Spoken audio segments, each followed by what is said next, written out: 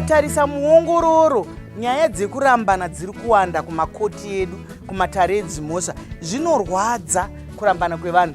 Nevamwe vakarambana kare kare havataudzane, murume nemukadzi. Mumwe akagarira mota yake yaakatenga, mumwe akagarira kuti ndini ndakatenga stendi, mumwe akagarira kuti zvinondachembera ndeenda kupiko. Vanhu vakaburana pasina kubviswa pfuma. Murume anongogona ngokusiya woziye kwaari ndikuti hapana chake. Mukadzi anogona ngofuma achienda kuti hapana, haazikanwi kuvabereki vangu, hapana chaakabvisa. Saka chinhu chinokurudzirwa kuti vanhu ngavabvisirane pfuma pakuroorerana. Iko zvinezvi taakuti tikakwira mukombi totochinjana nhamba mangwana taababa namai. Kushaya ganda kumeso kanokonzera kuti ungoita mazvake. Nemaequal rights akati kuuya madzimai akuti ndikaita zvandaita anondibvunza ndiani.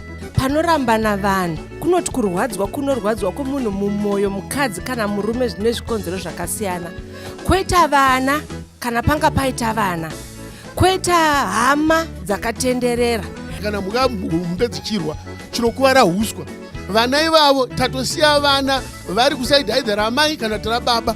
Ndizvozvo zvichireva kuti vanenge vanzwisisa sei.